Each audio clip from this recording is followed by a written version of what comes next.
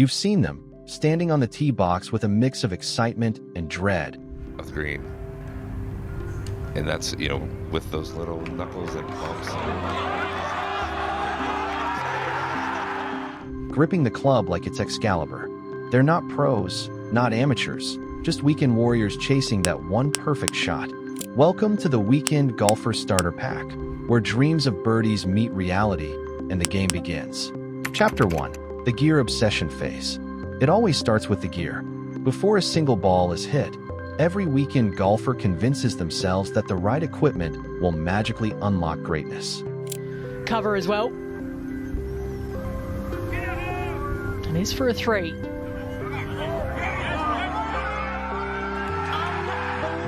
The logic is simple. If the pros use it, it must work. The first purchase? A shiny new driver. Usually something with a name like Stealth, Rogue, or Arrow Burner. It's bought not from research, but from a late-night YouTube video where a pro effortlessly smashes 300-yard drives.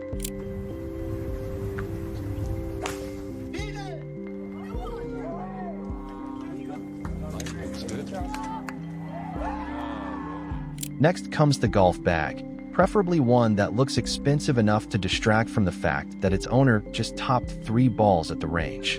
Then there's the wardrobe transformation. Suddenly, polos multiply, khaki shorts are ironed, and a cap collection begins. Golf shoes that cost more than a week's groceries feel essential. There's a certain look, part country club, part battlefield. But here's the secret no one tells new golfers. It's not the clubs, the glove, or the shoes. It's the swing. Looks like he's going aerial. Yeah, I can give it pitching up somewhere close to the front.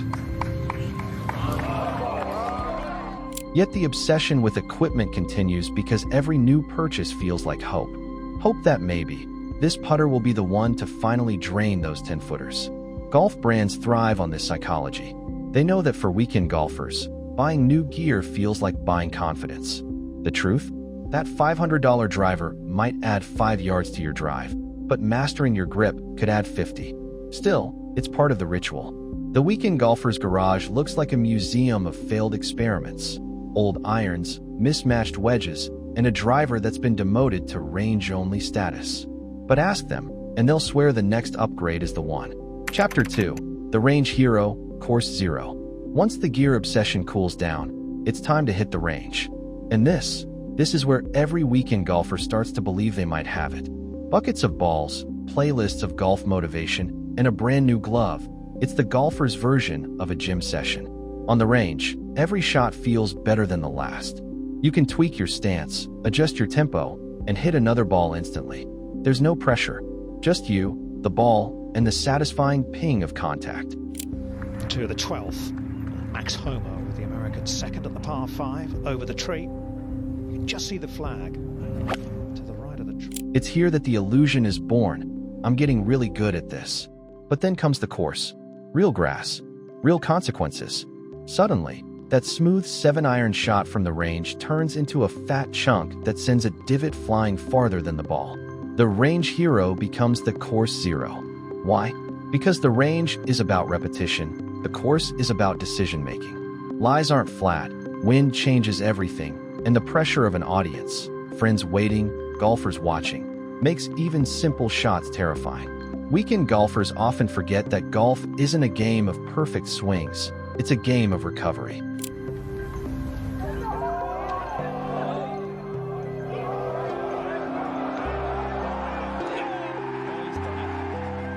You can hit one great drive and still walk away with a double bogey because your short game is chaos. Every player eventually learns the painful truth. The range builds your swing, but the course builds your mind. And it's the mind that breaks first. The frustration sets in, the overthinking begins, and suddenly, golf feels like a mental chess match against yourself. Yet, no matter how bad it gets, there's always that one shot. The perfect drive. Fitzpatrick on the back edge of the green. McIlroy now. The crisp wedge that stops near the pin. It's fleeting, but powerful enough to make you forget every slice that came before it. Chapter 3. The Mental Spiral and the 19th Hole. Ask any weekend golfer what the hardest part of golf is, and they'll say, the 6 inches between your ears.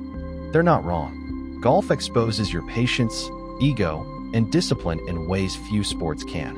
You're out there for 4 hours, thinking about everything: your grip, your posture, your last mistake. And that's exactly when things fall apart. The weekend golfer's mental spiral begins subtly: a missed putt, a bad drive, a sand trap that seems to have a personal vendetta. Suddenly, every shot feels like a test. You start swinging harder instead of smarter.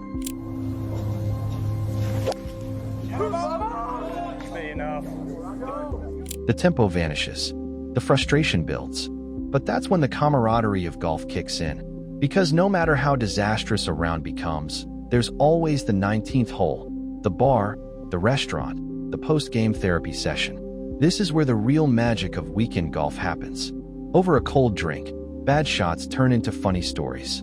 The duffed chip becomes a strategic layup. Someone swears they were this close to a hole-in-one. It's part confession, part comedy, and all community. That's the paradox of golf.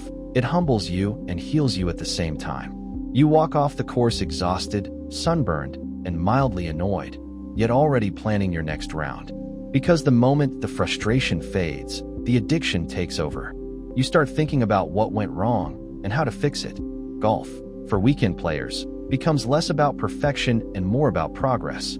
It's not about breaking par, it's about breaking personal limits. Chapter 4: The Eternal Quest for Good Enough. Every weekend golfer eventually makes peace with one truth: you'll never master golf. You'll just get slightly less terrible at it. And that's okay, because the beauty of the game lies in its endless pursuit of good enough. You don't need to shoot under 80. You just need to play well enough to feel proud when you shake hands on the 18th green.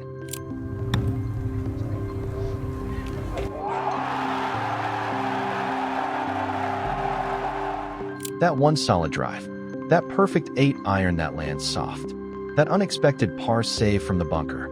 These moments become small victories that fuel the addiction. For many, golf isn't just a sport. It's therapy disguised as competition. It teaches patience, focus, humility. It gives structure to the weekend and something to look forward to after a long week of work.